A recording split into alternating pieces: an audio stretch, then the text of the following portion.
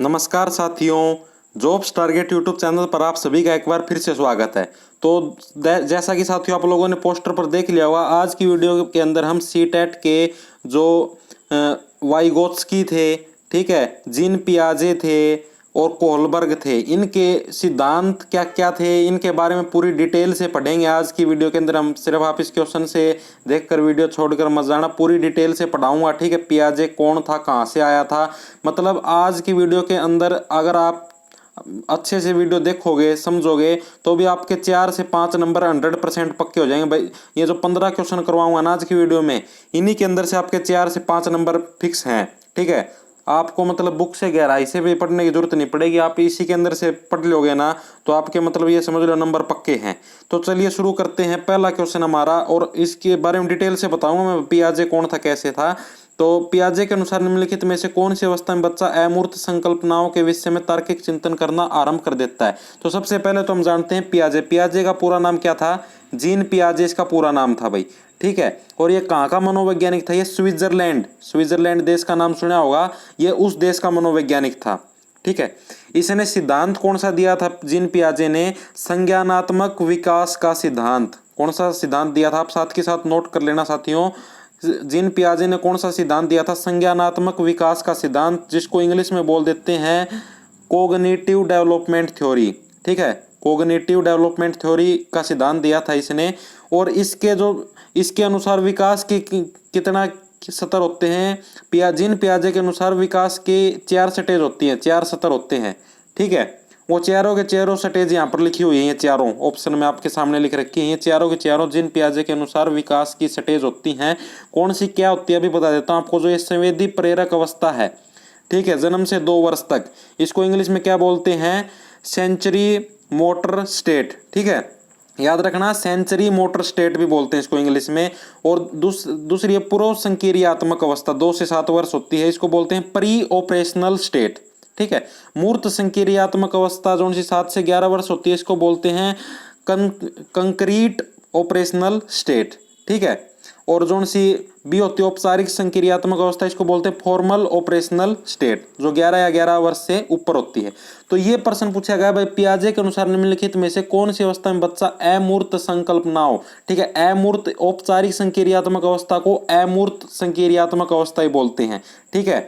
समझ गए होंगे। अमूर्त कौन सी होती है, जिनको देखा या छुआ ना जा सके, ठीक है, जो उनसे बच्चे अपने आप इमेजिन करते हैं, ठीक है।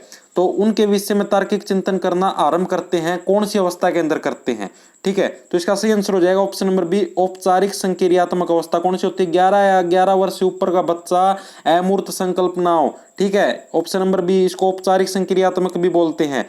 इस अवस्था के अंदर बच्चा तार्किक चिंतन के विषय में चिंता आरंभ करना शुरू कर देता है। प्रश्न आपका ये भी आ सकता है, जीन पियाजे, ये पूछा जाता है लगभग, जीन पियाजे कौन से देश के मनोवैज्ञानिक थे। तो कौन से देश के थे, बता दिया, स्विट्जरलैंड देश के मनोवैज्ञानिक थे। और इन्होंने कौन सा सिद्धांत दिया था, संज्ञानात्मक विकास का सिद्धांत। प्रश्न ये आता है संज्ञानात्मक विकास का सिद्धांत किसने दिया था, 4 ऑप्शन मिलेंगे। तो सही आंसर कौन सा हो जाएगा, जीन पियाजे ने संज्ञानात्मक विकास का सिद्धांत दिया था, ठीक है साथियों। तो आपको जीन पियाजे और उसके सिद्धांतों के बारे में पूरा सब कुछ पता चल चुके हैं। आपको ये भी याद रखने पे कौन सा सिद्धांत कौन सी वर्ष से कौन सी उम्र तक के बीच में होता है, ठीक है। तो ये आपका सही आंसर हो जाएगा। अगले प्रश्न की तरफ बढ़ते हैं साथियों। उम्मीद करता हूं आपको ये पूरा समझ में आ गया जीन पियाजे का सिस्टम।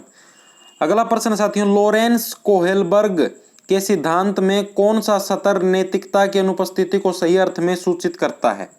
देखो अभी लोरेंस कोहलबर्ग के बारे में पढ़ें, कौन था, कहाँ से था। लोरेंस कोहलबर्ग कहाँ का साइंटिस्ट, मनोवैज्ञानिक था, अमेरिका का, ठीक है। ये प्रश्न में पूछा जाता है भाई, लोरेंस कोहलबर्ग था, ये कौन से देश का मनोवैज्ञानिक था, तो अमेरिका देश का था। और जीन पियाजे कहाँ का था, स्विट्जरलैंड का, ठीक है।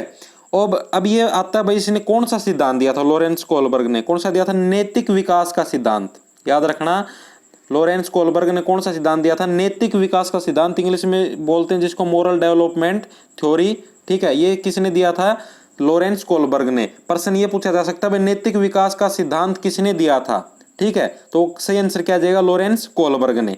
इसके अनुसार विकास के कितने स्तर होते हैं, 3 स्तर होते हैं। लोरेंस कोहलबर्ग के अनुसार विकास के कितने स्तर होते हैं, 3 स्टेज होती हैं।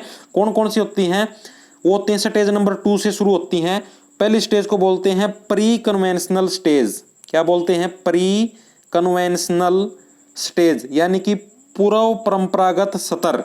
ठीक है, क्या बोलते हैं, पूर्व परंपरागत स्तर बोलते हैं प्री कन्वेंशनल स्टेज को। ठीक है, दूसरा स्तर कौन सा था इसकी, मतलब जिसको स्टेज नंबर 3 बोलेंगे। और ये भी है भाई, प्री कन्वेंशनल स्टेज कहाँ से कहाँ तक होती है, मतलब कितनी से कितनी उम्र से, 4 से 10 वर्ष तक होती है प्री कन्वेंशनल स्टेज। ठीक है, पूर्व परंपरागत स्तर का कब से कब तक होता है, 4 से 10 वर्ष। तीसरी स्टेज कौन सी है अपने पास, जो मतलब जिसको हम दूसरी स्टेज बोलेंगे, पहली स्टेज प्री कन्वेंशनल, दूसरी कन्वेंशनल स्टेज जिसको बोलते हैं परंपरागत अवस्था। ठीक है, और ये कब कितने से कितनी उम्र की होती है, 10 से 13 वर्ष। भाई उम्र याद रखना, साथ के साथ प्रश्न गलत हो जाएंगे वरना। ठीक है, अगली स्टेज है तीसरी स्टेज पोस्ट कन्वेंशनल स्टेज। ठीक है, प्रश्न पूछा जाता है भाई इनसे भी, इसको बोलते हैं पश्च परंपरागत अवस्था। इसमें कितनी से कितनी उम्र होती है, 13 से ऊपर, 13 से ऊपर किसके अंदर होती है, पश्च परंपरागत अवस्था के अंदर। ठीक है साथियों, तो ठीक है साथियों, ये आपको तो इसके तीनों के तीनों स्तरों को याद रखना है। मैंने आपको जो 3 स्तर बताए हैं, पहला, दूसरा और तीसरा, ठीक है, इनकी उम्र याद रखनी है। पूछा जाता है भाई जैसे कि प्री कन्वेंशनल स्टेज के अंदर कितनी उम्र होती है, तो 4 से 10 वर्ष। तो इसने ये पूछा भाई लॉरेंस कोलबर्ग के सिद्धांत में कौन सा स्तर नैतिकता की अनुपस्थिति को सही अर्थ में सूचित करता है। भाई ये देखो भाई, नैतिकता कितने से कम उम्र में होती है, स्तर नंबर 1 में हो जाएगी। ठीक है, 0 से 4 वर्ष होता है जोन सा, 0 से 4 वर्ष कौन सा होता है, स्टेज 1, स्टेज फर्स्ट, स्तर नंबर 1। ठीक है, जोन सी कोई सी भी स्टेज नहीं होती। ठीक है, उसके अंदर बच्चे के अंदर कोई सा भी नैतिकता का सिद्धांत उपस्थित नहीं होता, कुछ भी नैतिकता उपस्थित नहीं होती 0 से 4 वर्ष के बच्चे के अंदर। ठीक है, उससे ऊपर जो स्तर नंबर 2 होता है उसके अंदर पूर्व परंपरागत स्तर होता है, जोन सा 4 से 10 वर्ष होता है। स्तर नंबर 3 बता दिया आपको, 10 से 13 वर्ष, और स्तर नंबर 4 13 से ऊपर पोस्ट कन्वेंशनल स्टेज। ठीक है, परंपरागत अवस्थाएं। उम्मीद करता हूं सही समझ में आ गया, ये इनको याद रख लेना भाई। ठीक है, इससे बाहर कुछ भी नहीं आएगा। अगला हम पढ़ते हैं लेओ वाइगोत्स्की के बारे में। लेओ वाइगोत्स्की के अनुसार संज्ञानात्मक विकास का मूल कारण है। ठीक है, सबसे पहले ये जान लेते हैं लेओ वाइगोत्स्की क्या था, कहां से था। लेओ वाइगोत्स्की रूस का मनोवैज्ञानिक था। याद रख लेना भाई, जीन पियाजे था, कहाँ का था जीन पियाजे, स्विट्जरलैंड का, लॉरेंस कोलबर्ग अमेरिका का, और लेओ वाइगोत्स्की रूस का था। ये यही प्रश्न आ जाते हैं कई बार तो भाई, लेओ वाइगोत्स्की कहाँ का मनोवैज्ञानिक था, रूस का। या फिर ये पूछ ले भाई रूस से कौन सा मनोवैज्ञानिक है, 4 ऑप्शन दे देंगे तो लेओ वाइगोत्स्की। ठीक है, और इसके सिद्धांत कौन से थे, जो लेओ वाइगोत्स्की थे इनके सिद्धांत कौन से थे, ये प्रश्न है। इनके सिद्धांत थे सामाजिक सांस्कृतिक सिद्धांत। ठीक है, लेओ वाइगोत्स्की के सिद्धांत कौन से थे, सामाजिक और सांस्कृतिक सिद्धांत थे लेओ वाइगोत्स्की के, जिनको बोलते हैं सोशियो कल्चर थ्योरी। ठीक है, इन्होंने कौन सी थ्योरी दी थी, कौन सा सिद्धांत दिया था, सोशियो कल्चरल थ्योरी, सामाजिक सांस्कृतिक सिद्धांत। प्रश्न ये पूछ लिया जाए भाई सामाजिक सांस्कृतिक सिद्धांत किसने दिया था, तो आंसर क्या आएगा, लेओ वाइगोत्स्की ने सामाजिक सांस्कृतिक सिद्धांत दिए थे। ठीक है साथियों, और अब हम इस प्रश्न के बारे में पढ़ते हैं क्या है। ठीक है, और सामाजिक सांस्कृतिक सिद्धांत मतलब बच्चे के विकास से समाज व संस्कृति से कैसे संबंधित है, इस बारे में। तो प्रश्न लेओ वाइगोत्स्की के अनुसार संज्ञानात्मक विकास का मूल कारण है, क्या कारण है संज्ञानात्मक विकास का, ये प्रश्न पूछा गया है इसके अंदर। ठीक है साथियों, तो इसका सही आंसर हो जाएगा ऑप्शन नंबर ए, सामाजिक अन्योन्य क्रिया है वो संज्ञानात्मक विकास का मूल कारण है लेओ वाइगोत्स्की के अनुसार। ठीक है, सामाजिक अन्योन्य क्रिया का मतलब सोशल इंटरेक्शन, समाज के साथ इंटरेक्शन मतलब बातचीत होना ही संज्ञानात्मक विकास का मूल कारण है। ठीक है साथियों, संज्ञानात्मक विकास का मतलब समझते होंगे, बच्चे का विकास जो समाज व संस्कृति से होता है उसको संज्ञानात्मक विकास बोलते हैं। ये तीनों के तीनों साइंटिस्ट, ये जो मनोवैज्ञानिक थे, इनके नाम और ये कहाँ से थे और इनके क्या क्या सिद्धांत थे, ये मैंने आपको तीनों इसके अंदर करवा दिए, नोट कर लेना। ठीक है, और इनके ये बता दिए हैं, इनके स्टेज कितनी थी और सब कुछ बता दिया है। इससे बाहर अगर कुछ आ जाए ना तो मेरी वीडियो पर मेरे कमेंट में आके कह देना भाई इससे बाहर आ गया। ठीक है, अगले प्रश्न की तरफ बढ़ते हैं साथियों। पियाजे के संज्ञानात्मक विकास के चरणों के अनुसार इंद्रिय गामक अवस्था किसके साथ संबंधित है। जो पियाजे के जो संज्ञानात्मक विकास के जो चरण थे, कितने चरण थे मैंने बताए थे आपको, संज्ञानात्मक विकास के 4 चरण थे। उसके अंदर ये पूछा गया है भाई इंद्रिय गामक अवस्था किसके साथ संबंधित है। ठीक है, जो इसके संज्ञानात्मक विकास के चरण थे उसमें पूछा इंद्रिय गामक अवस्था किसको भी बोलते हैं, संवेदी प्रेरक अवस्था को भी बोलते हैं। ठीक है, इंद्रिय गामक अवस्था। और इंद्रिय गामक अवस्था होती कब से कब है, 0 से 2 साल। ठीक है, 0 से 2 साल के बीच में इंद्रिय गामक अवस्था होती है। ठीक है साथियों, तो इसका सही आंसर हो जाएगा ऑप्शन नंबर बी, अनुकरण, स्मृति और मानसिक निरूपण। पियाजे के संज्ञानात्मक विकास के चरणों के अनुसार इंद्रिय गामक अवस्था किसके साथ संबंधित है, अनुकरण यानी कि बच्चा किस प्रकार से आपको फॉलो करता है, स्मृति कितना याद रखता है, और मानसिक निरूपण यानी मेंटल रिप्रेजेंटेशन कैसे करता है, उसके साथ संज्ञानात्मक विकास के चरण संबंधित हैं। ठीक है साथियों, सही आप लोगों के समझ में आना चाहिए, समझ में ना है ना भाई कमेंट करके बता दियो प्रश्न समझ में नहीं आ रहे। अगले प्रश्न की तरफ बढ़ते हैं साथियों। वाइगोत्स्की के अनुसार जब एक वयस्क बच्चे के निष्पादन के वर्तमान स्तर को सहयोग के द्वारा विस्तारित करता है तो इसे क्या कहते हैं। जब भी कोई एक वयस्क है मतलब बड़ा व्यक्ति है, वो बच्चे के निष्पादन का मतलब आप लोग समझते हो क्या होता है, परफॉर्मेंस। ठीक है, के वर्तमान स्तर को सहयोग के द्वारा विस्तारित करता तो इसे क्या कहते हैं, मतलब कि जैसे अब मुझे ही समझ लो, मैं आप लोगों के जो वर्तमान स्तर है मैं आपको इसको मेरी वीडियो के द्वारा आपके स्तर को बढ़ाने का प्रयास कर रहा हूं। ठीक है, तो आपके वर्तमान स्तर को बढ़ाने का प्रयास कर रहा हूं भाई, आप में जितनी नॉलेज है आपको उससे ज्यादा नॉलेज देने का प्रयास कर रहा हूं, तो इसे हम क्या कहते हैं, ये प्रश्न पूछा गया है वाइगोत्स्की के अनुसार। ठीक है, तो इसका सही आंसर हो जाएगा ऑप्शन नंबर सी, पाड़। पाड़ को क्या बोलते हैं, ढांचा भी बोलते हैं, यानी कि मदद करना। इसको सिंपल भाषा में क्या बोलते हैं, मदद करना ही पाड़ होता है। ठीक है, जब कोई एक वयस्क होता है वो बच्चे के निष्पादन यानी परफॉर्मेंस के वर्तमान स्तर को सुधारता है तो उसे क्या बोलते हैं, पाड़ यानी मदद करना, ढांचा। अगले प्रश्न की तरफ बढ़ते साथियों। पियाजे के अनुसार विशिष्ट मनोवैज्ञानिक संरचनाओं यानी कि अनुभव से सही अर्थ निकालने के व्यवस्थित तरीकों को क्या कहा जाता है, ये प्रश्न पूछा गया है इसके अंदर। ठीक है, तो इसका सही आंसर हो जाएगा ऑप्शन नंबर सी, स्कीमा कहा जाता है।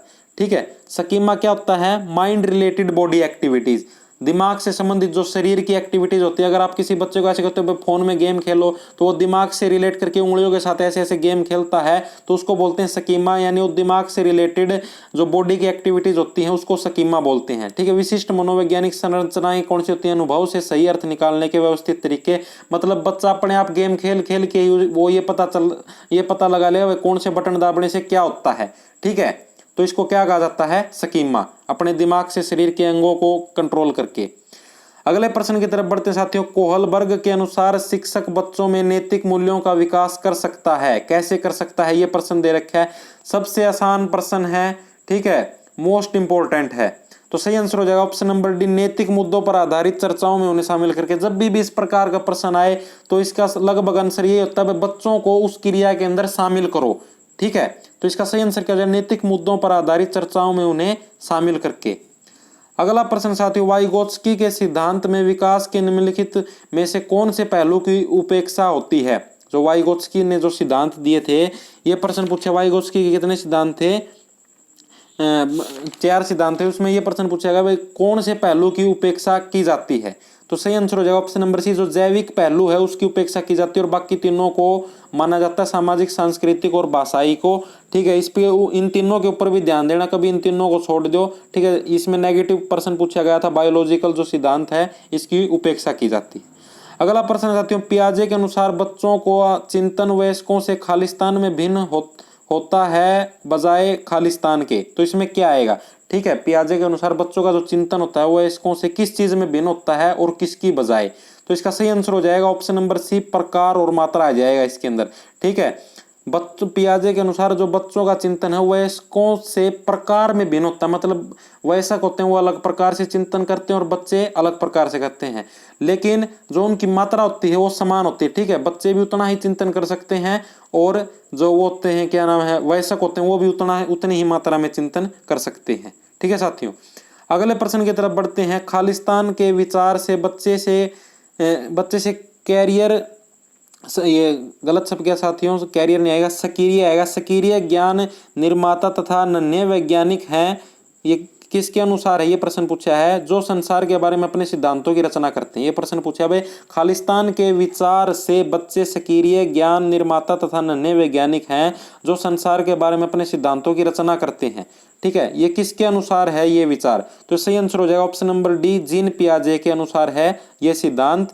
ठीक है साथियों, तो ये थे आज के मोस्ट इंपोर्टेंट और एक प्रश्न हो रह गया साथियों, कोहलबर्ग के सिद्धांत के पूर्व परंपरागत सत्र के अनुसार कोई नैतिक निर्णय लेते समय एक व्यक्ति निम्नलिखित में से किस तरफ प्रवृत्त होगा। कोहलबर्ग ने जो सिद्धांत दिया उसके अनुसार ये प्रश्न पूछा भाई, कोई भी परंपरागत सत्र के अनुसार अगर कोई भी व्यक्ति नैतिक निर्णय लेता है तो वो किसकी तरफ प्रवृत्त होगा, ये प्रश्न पूछा है। तो इसका सही आंसर हो जाएगा ऑप्शन नंबर डी, अंतर्निहित संभावित दंड, यानी कि उस कार्य को करने के अंदर उसको मतलब कोई सजा मिल सकती है क्या, वो उसके बारे में सोचेगा पहले। अगले प्रश्न की तरफ बढ़ते हैं, जो बच्चे स्वयं से मौखिक संवाद करते हैं उन्हें लेव वाइगोत्स्की क्या कहते हैं। जो अपने आप ही बड़बड़ाते रहते हैं, अपने आप से बातचीत करते रहते हैं, उन्हें लेव वाइगोत्स्की क्या कहते हैं, ये प्रश्न पूछा गया है। तो सही आंसर हो जाएगा ऑप्शन नंबर सी, व्यक्तिगत वार्ता, यानी कि अपने आप ही प्राइवेट स्पीच बोलते हैं, व्यक्तिगत वार्ता, अपने आप ही बातचीत करना। ठीक है, अगला प्रश्न साथियों, पियाजे तथा वाइगोत्स्की के अनुसार एक रचनात्मक कक्षा कक्ष में अधिगम क्या होगा। रचनात्मक कक्षा कक्ष का मतलब समझते होंगे आप लोग, यानी कि कंस्ट्रक्टिव क्लासरूम। ठीक है, उसके अंदर बच्चे का जो अधिगम है वो कैसे होगा, ये प्रश्न पूछा गया। तो सही आंसर हो जाएगा ऑप्शन नंबर डी, शिक्षार्थियों द्वारा स्वयं, ये श्याम गलत शब्द किया, स्वयं सर्जित किया जाता है जो एक सक्रिय भूमिका निभाते हैं, यानी कि इस जो रचनात्मक कक्षा कक्ष होता है उसके अंदर बच्चे स्वयं ही अपने आप एक्सपेरिमेंट कर करके अपनी चीज सीख जाते हैं। अगला प्रश्न साथियों, आखिरी प्रश्न है, किसी वस्तु के स्थायित्व की अवधारणा पियाजे के विकास के खालिस्तान चरण में प्राप्त होती है। ठीक है, अगर कोई भी व्यक्ति किसी भी वस्तु के जो स्थायित्व की अवधारणा वो पियाजे के विकास के कौन से चरण में प्राप्त होती है, प्रश्न पूछा गया है। इसके अंदर 4 चरण मैंने आपको पहले ही बताया, तो सही आंसर हो जाएगा ऑप्शन नंबर डी, संवेदीगामक चरण के अंदर। संवेदीगामक चरण कौन सा होता है, 0 से 2 वर्ष के अंदर। ठीक है साथियों, ये थे जीन पियाजे, लेव वाइगोत्स्की और लॉरेंस कोहलबर्ग के मुख्य सिद्धांत, उनसे रिलेटेड प्रश्न। इनसे बार कोई प्रश्न नहीं आएगा, रट लेना। वीडियो पसंद आए तो लाइक शेयर जरूर कर देना। धन्यवाद।